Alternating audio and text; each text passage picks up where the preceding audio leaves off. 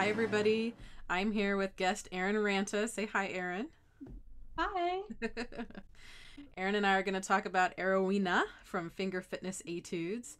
That'll be the etude that we'll be focusing on this week. And I did want to remind everybody, we do have this sort of loose schedule going on where we're, talking about one etude each week and people are posting, but you're certainly welcome to post in any order that you want. Or practice your favorite one and do that, or start back from the beginning if you missed the first few of these. It's really just a way for me to have a schedule, and that way we cover the whole book. So please have no intimidation by that, and don't feel like you have to stay caught up. Just jump in whenever you want. So I did want to make sure I said that today. But Erin is in 11th grade in high school, and she goes to Jinx High School here in the Tulsa area. A really fantastic band program. And Erin's been my student since, was it 8th grade when you started with me? Yeah, it Okay. was. Okay. And it was you and Jaden and who was the other one? And Dylan. Dylan on bass Yeah. clarinet. The three of you were just like always a little unit, and they did trios all the time. So that's been a nice little group of students that I've worked with, and it's going to be really sad when you all graduate. But I get you one more year, so that'll be nice. So Mhm. it's been a lovely day. Sunday, my sister was in town, and we actually went on a little hike with the family. So I got back from that shortly, not too long ago. So that was nice. What have you been up to today, Erin? So I just got back from a Tulsa Youth Symphony rehearsal. Ah, So nice. How's that going as far? Are they like spacing things out nicely so that you are safe? yeah, up until really recently, all the sections have been separated. So it's just been woodwinds and then brass and strings. I think there's been like three different groups of strings. Now we're actually trying to get to a place where the whole orchestra can play together. So right now, all brass and woodwinds are playing together, and then the strings are in a separate room. I think the next couple of rehearsals will be trying to play with a full orchestra. Okay, okay. And I think a lot of orchestras are slowly moving towards that because there are so many people vaccinated now, and it's starting to get a little Mhm. safer. So, whew, like the light is coming, right? Like we're almost through it. So. What are you guys playing on this concert series? We're playing Sibelius's Finlandia and Berlioz's March to the Scaffold. Oh, very nice. I love Finlandia. That's one of my favorites. Very cool. Okay. Well, let me pull up Arowina on the screen here so we can share that. All right, so the main focus on this etude is the E to D sharp move, which you can play with either the fork key or your side. And then, of course, the corresponding B to A sharp, which you can do with fork or side. Now, there are a couple of areas in the etude where you have to use the side, but for a lot of it, you can use the fork. So you can kind of go back and forth and try it both ways until you get to a point where, okay, I have to use side in this one spot. And you can mark your music that way. But this one's good for practicing both because it's nice to be efficient with both of those. And we are in E major, so there's a tricky key signature that goes with this. And not only do we have this little combination, but we also have this low melody where if you have a traditional B flat clarinet like I do, I don't have the extra E flat lever over here. So if you have an instrument like mine, you're going to have to slide here left to left. But here on this G sharp, if you happen to have that extra key, you can use that and then you won't have to slide. So that's marked for the vast majority I think has the basic clarinet like I do.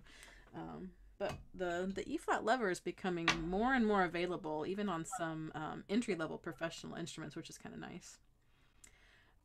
But the main thing is character with this thing. So think about Superman and like the theme song of Superman and somebody boldly flying through the sky, just a superhero flying through the sky. And I think about Erin for this because at least up until the pandemic hit, Erin was very involved in power tumbling and trampoline. So it's kind of like an offshoot of traditional gymnastics where They are on this really long tumbling mat with extra springs in it, and they tumble and flip and do like a triple flip at the end. And then her trampolining work is just insane too. So I just imagine her flying through the sky, and like here's the hero, right, the heroine, coming to save the day. So it's a very heroic sounding piece, and that's kind of the style you want to go for when you're playing it.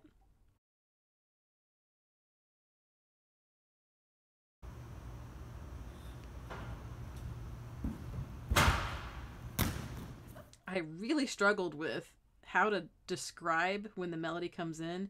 Clear and long was the best I could come up with.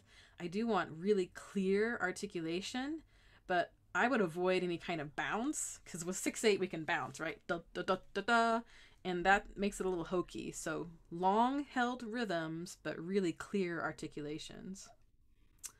Um, so, Erin, when you were working on this one and learning it for the first time, what were some tricky spots for you, and how did you address those? Any tips that you can give to the rest of the group here? So I think the trickiest spot for me was the sliding part because I just don't encounter slides all too often. So to help with that, I usually just go super slow and mark it in my music, and that usually helps. Okay, good, good. Um, I think another thing I would say about this is these little eighth note interludes in between the melodic material.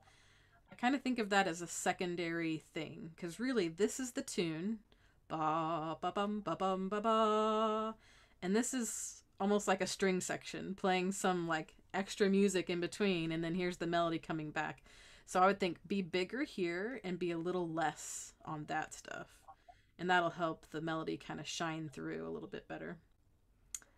Cool. And we have some other places where you have to slide. Like this one, left to left, is probably a little more awkward unless you have the extra key, of course.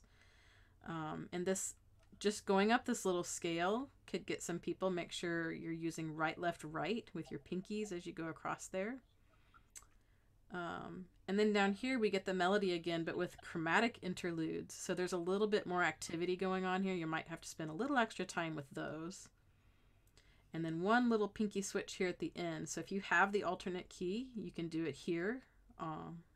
Oops, I think that star is in the wrong spot. I'm going to have to adjust that. So that should be on right above the G sharp. And then when you hit that E, you can land on the right side and then quickly switch to the left. And then you're ready to play G sharp on the right side. All right, so I'll play a little bit of it. And then, of course, I'll record the rest of it later on today so that you can hear the full recording.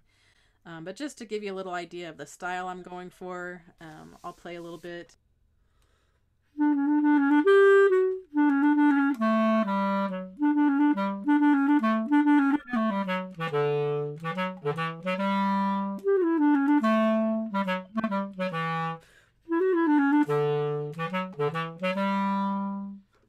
So that's kind of the idea. It's pretty bold and strong on the melodic material, and then a little bit more gentle on those eighth notes, like I was talking about earlier.